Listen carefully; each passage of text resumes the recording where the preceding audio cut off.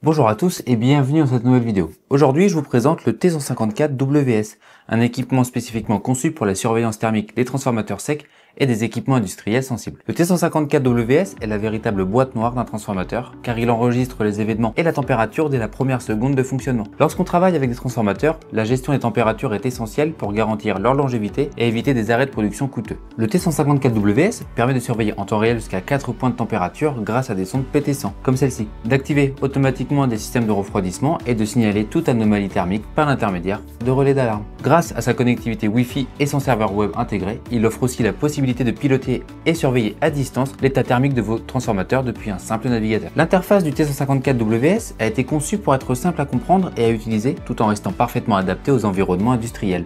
En façade, vous allez y retrouver deux afficheurs numériques. Donc le premier indique en permanence la température mesurée par la sonde sélectionnée, tandis que le second affiche le numéro du canal en cours de lecture de channel 1 à channel 4. Cela permet à l'utilisateur de voir immédiatement quelle sonde est en service et à quelle température elle se trouve. À droite de ces écrans, plusieurs voyants lumineux viennent donner des informations précieuses sur l'état du système. Donc le premier, le voyant trip, qui s'allume en rouge, indique que la température critique définie a été franchie, ce qui peut déclencher un arrêt d'installation ou une alerte urgente. Le voyant alarme, qui s'allume quant à lui en jaune, lorsqu'un seuil d'alarme est dépassé sur un canal. Le voyant fault, qui s'allume également en rouge, signale un dysfonctionnement comme une sonde absente, mal branchée ou une erreur de lecture. Le voyant fan 1 F1 de couleur jaune indique que le relais de ventilation est actuellement actif. Enfin, le voyant Wi-Fi qui s'allume en vert permet de suivre l'état de la connexion réseau. Il s'allume ou clignote selon que l'appareil est en mode point d'accès ou connecté à un réseau existant. Pour naviguer dans les menus et configurer l'appareil, 6 boutons sont situés en façade. Donc tout d'abord la touche mode qui permet de choisir l'affichage des températures. Donc en mode scan, comme actuellement, les canaux défilent automatiquement les uns après les autres. En mode auto, l'appareil affiche uniquement la température la plus élevée parmi toutes les sondes actives. En mode manuel, vous choisissez manuellement le canal que vous souhaitez consulter. Et en mode Tmax, vous pouvez visualiser les températures maximales enregistrées sur chaque canal depuis le dernier redémarrage ou la dernière remise à zéro. Les touches fléchées haut et bas permettent de naviguer dans les menus ou de modifier une valeur lors de la programmation. La touche programme donne un accès au menu de programmation manuelle dans lequel vous pouvez définir les seuils d'alarme, de trip, les paramètres de ventilation et plus encore. La touche entrée qui fait aussi office de reset sert à valider une saisie ou à réinitialiser une alarme ou un défaut en cours. Et enfin, la touche test qui permet de déclencher un test de tous les voyants et relais pour s'assurer que le système fonctionne correctement. Donc l'ensemble de cette interface est pensé pour être utilisable directement sur site en offrant un accès rapide à l'ensemble des paramètres essentiels du contrôleur.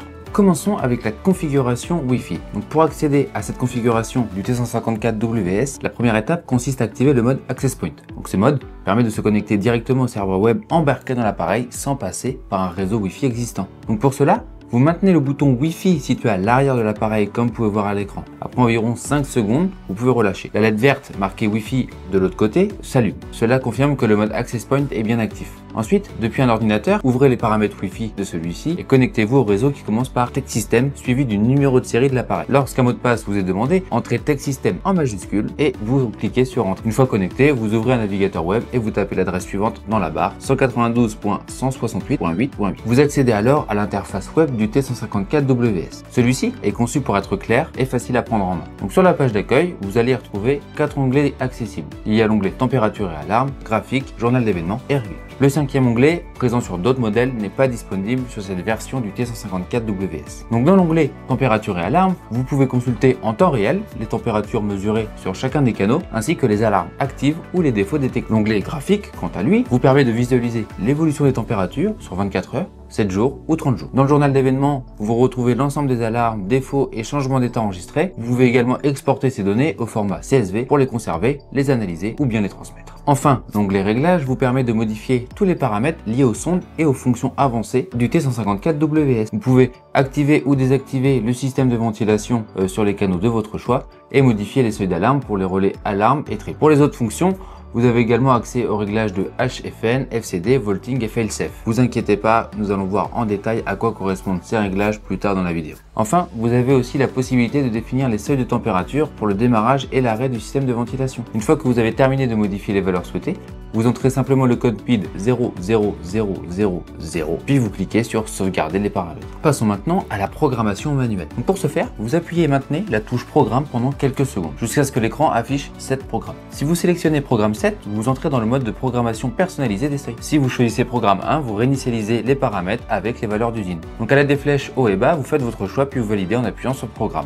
La programmation débute avec le réglage des seuils d'alarme pour les canaux 1 2 et 3. À ce moment-là, le voyant alarme, comme vous pouvez voir, clignote. Vous pouvez alors modifier la température d'alerte souhaitée, donc par exemple 90 degrés, puis vous validez votre choix. Ensuite, l'écran affiche les seuils trip pour ces mêmes canaux. Cette fois, c'est la LED trip qui clignote. Vous entrez ici une température de déclenchement critique, celle que vous souhaitez, par exemple 119 degrés, puis vous validez à nouveau. L'étape suivante concerne l'activation ou non de la ventilation fan 1, F1 pour les canaux 1 à 3. Donc le voyant F1 clignote pour vous indiquer que vous êtes sur cette option. Donc là, vous choisissez Yes si vous souhaitez que la ventilation soit déclenchée automatiquement lorsque la température dépasse un seuil, ou No si vous préférez la désactiver, puis vous validez. Vient ensuite le canal 4. Le contrôleur vous demande s'il doit être activé. Vous sélectionnez Yes ou No, puis vous validez. Donc si vous avez quatrième sonde, vous sélectionnez Yes. Là, aujourd'hui, nous avons que 3 sondes à disposition, donc nous allons choisir No. Si le canal 4 est désactivé, les étapes suivantes qui le concerneront seront automatiquement ignorées. Sinon, vous allez accéder au réglage des seuils d'alarme, puis au seuil trip pour la sonde numéro 4. Donc à ce stade, vous accédez au réglage de la température de mise en marche et d'arrêt du ventilateur fan 1. Par défaut, la ventilation s'active à 70 degrés et s'arrête à 60 degrés. Donc vous entrez les deux valeurs successivement, celles que vous souhaitez, en veillant à ce que la température d'activation soit toujours supérieure à celle de désactivation et qu'elles aient un écart d'au moins 1 degré. Sinon, une erreur sera signalée. La fonction HFN permet de lancer automatiquement des tests cycliques de système de ventilation. Elle est conçue pour s'assurer que les ventilateurs sont fonctionnels, même lorsqu'ils ne sont pas sollicités en fonctionnement normal. Lorsqu'elle est activée, le T154WS déclenche le relais fan pendant 5 minutes, à intervalles réguliers selon la fréquence définie, qui est exprimée en heures. Par exemple, si vous programmez la valeur HFN à 2, cela signifie que les ventilateurs seront automatiquement activés pendant 5 minutes toutes les 2 heures, même si les températures sont en dessous des seuils habituels de déclenchement. Cela permet de prévenir les pannes par encrassement, blocage mécanique ou défaillance électrique, en maintenant les ventilateurs actifs à intervalles réguliers pour garantir leur bon fonctionnement en cas de besoin réel. La fonction FCD, Fast Changing Detection, permet de détecter une variation anormale et rapide de température sur un ou plusieurs capteurs. Elle ne réagit pas à un seuil de température fixe, mais à une vitesse de montée en degrés par seconde. Cela en fait un outil de détection préventive complémentaire au seuil classique alarme et trip.